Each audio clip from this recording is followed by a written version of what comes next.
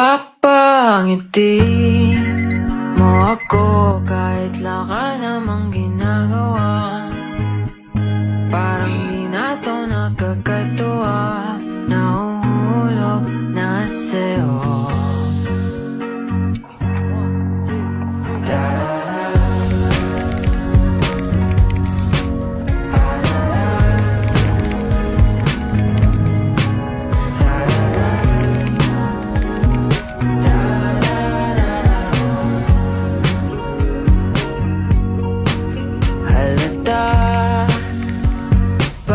Pinagmamasdan kita, sinta paligid ko'y humihinto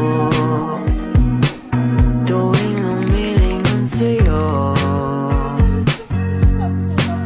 Ayoko sana palipasan pa ang oras na di ko masabi sa'yo etong nararamdaman ko. Tatanong ko muna kung di ka pa napabahala na unti na akong nahuhulog sa iyo. Bakit di gusto pero papangiti. Sino ba ako? Dalas, di ko na rin alam. Ngunit noon, akala ko may nakasulat na kung sino ako.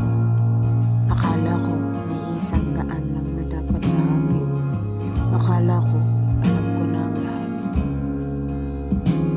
Pero habang lumilipas ang panahon, doon ko napagtanto na ang mga karanasang iyon ay ang nagturo sa akin ng pinakamaraming bagay. Natutunan ko na hindi ko kailangang magmadali. Natutunan ko na ang aking pagkakamali ay bahagi lamang ng paglago, hindi dahilan para sumuko. Dahil sa mga iyon, nakilala ko ang sarili ko ng mas malalim. Nalaman ko kung ano talaga ang mahalaga sa akin, ang aking mga prinsipyo, ang aking mga hangarin, at kung ano ang kaya kong ibigay sa aking kapwa.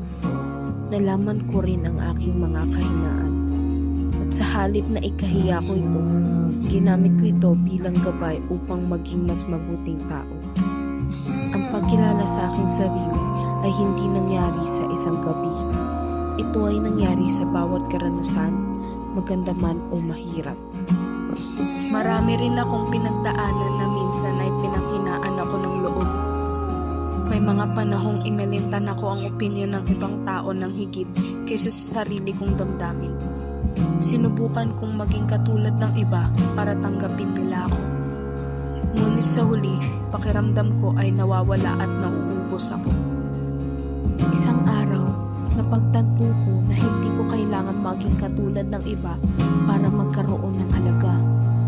Ang tunay na pagkilala sa aking sarili ay nagsimula noong tinanggap ko ang lahat ng tungkol sa akin. Ang aking kalakasan at kahinaan, at ang aking mga pangarap at takot. Sa bawat karanasan, maging masaya man o malungkot, unti-unti kong nakita ang aking tunay na kulay. Nalaman ko kung anong kaya kong gawin, kung anong mga bagay na napapasaya sa akin, at kung anong mga bagay na hindi ko na muling gagawin. Ang bawat hakbang, mali man o tama, ay ang nagdala sa akin kung nasaan ako ngayon. At ngayon, mas nakikilala ko na ang sarili ko kaysa sa dati. Ang pagkilala ko sa aking sarili ay hindi natatapos. Ito ay patuloy na paglalakbay habang tayo ay nabubuhay at nakakaranas ng mga bagong bagay. Kaya hindi ako natatakot na sumubok at magkamali. Dahil doon tayo mas natututo at doon pa natin nakikilala kung sino tayo. Sana ay makatulong ang aking kwento sa iyong sariling paglalakbay.